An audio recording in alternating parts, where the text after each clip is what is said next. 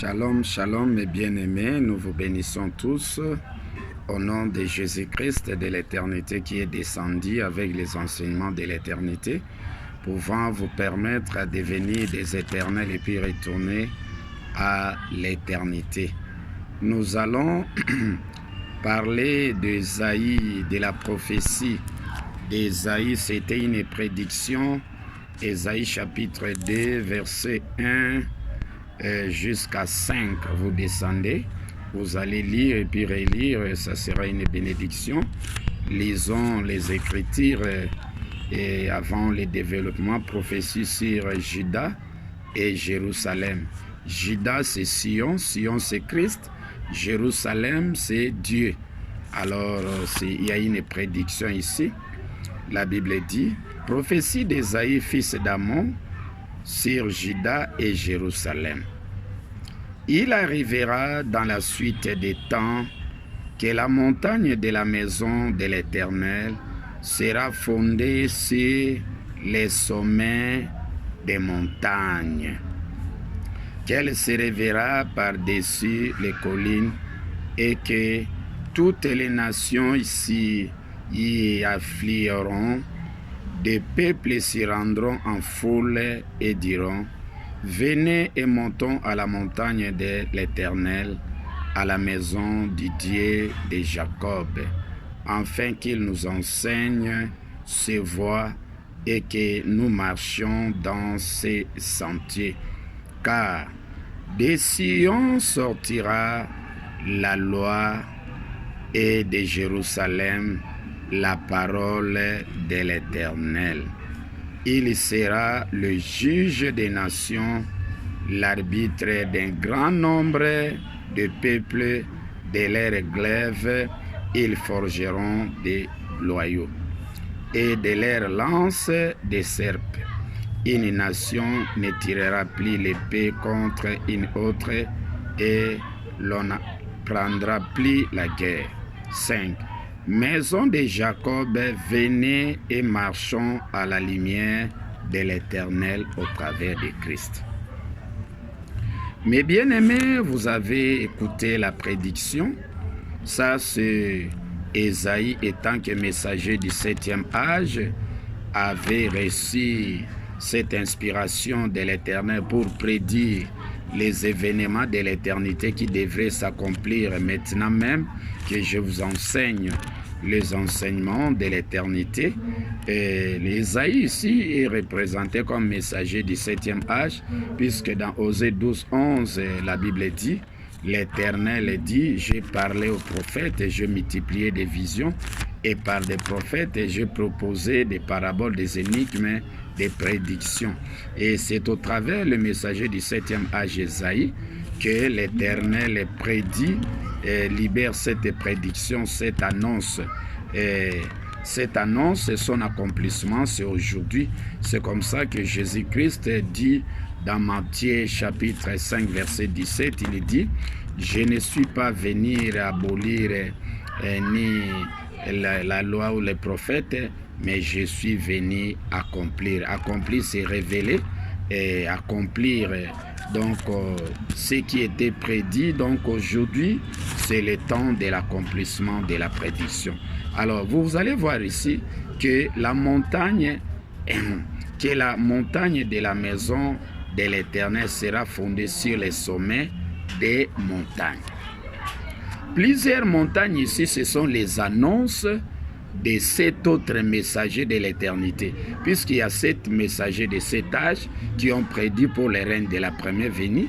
Il y a 7 autres messagers qui ont prédit pour les reines de l'éternité.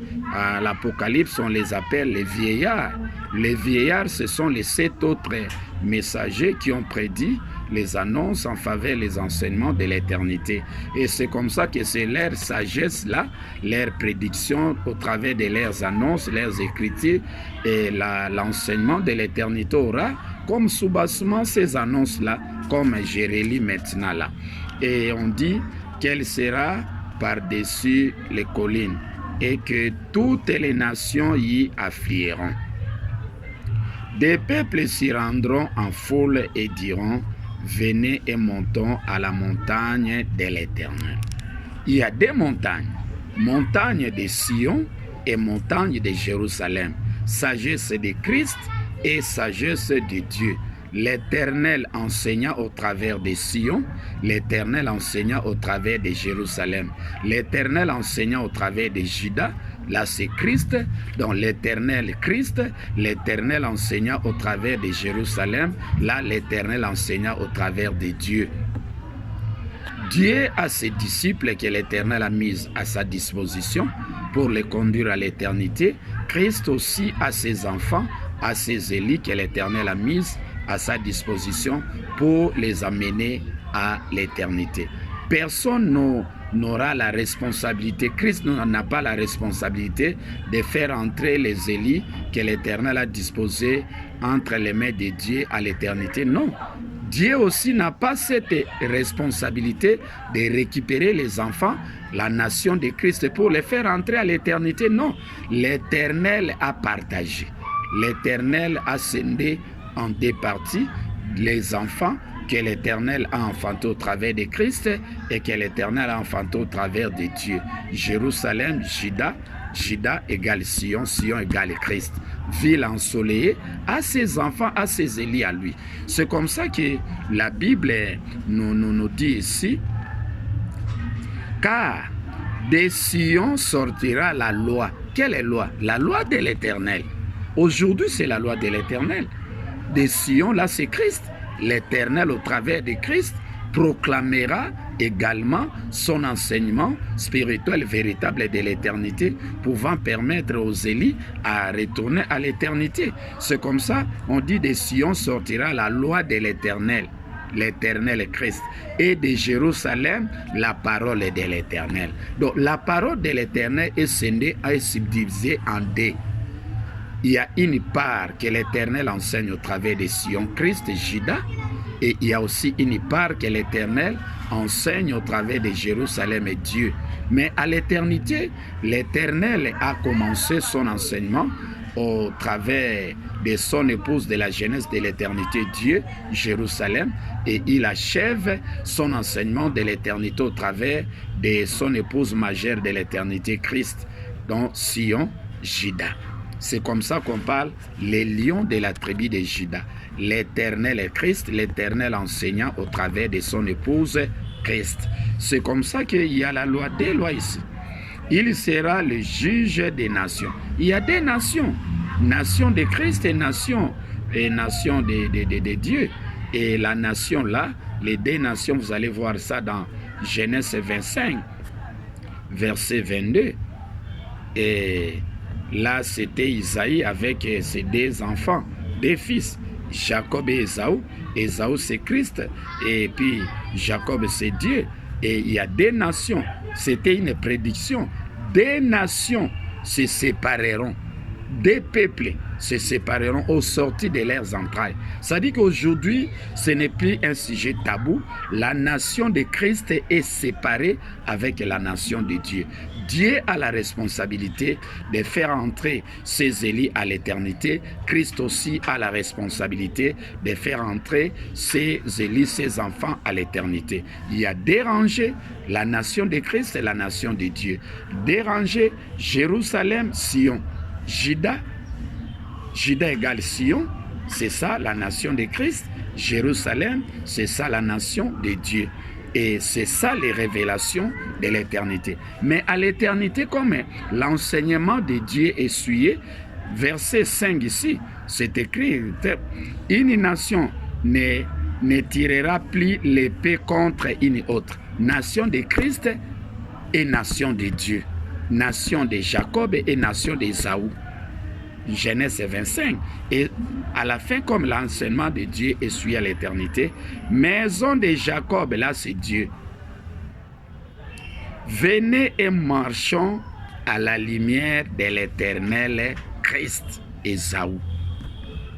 À l'éternité, c'est Christ qui corrige Dieu. Puisque durant les règnes de la première venue, c'était Dieu qui avait corrigé Christ. À la fin des reins de 1000 ans, lorsque l'enseignement de Christ est essuyé dans les mélanges. Mais à l'éternité, l'enseignement de Dieu est essuyé dans les mélanges. C'est comme ça que Christ, on parle ici, Jacob, venez marchons à la lumière de l'éternel Christ. Et aujourd'hui, Dieu, avec ses enfants, est obligé à écouter l'enseignement que l'Éternel enseigne au travers de Christ pour corriger son enseignement et faire de lui très saint comme il était auparavant à l'éternité et avoir la capacité de faire entrer ses enfants à l'éternité. Nous vous invitons à amasser ces enseignements de l'éternité pouvant vous permettre à devenir des éternels. Si vous négligez les enseignements de l'éternité que l'Éternel vous enseigne au travers de Christ maintenant là, qui est présent, Antoine Lobo là, sachez-le que la porte de l'éternité sera fermée pour vous. Que l'Éternel vous bénisse et qu'il vous accorde la bénédiction, cette opportunité de bénéficier de l'éternité.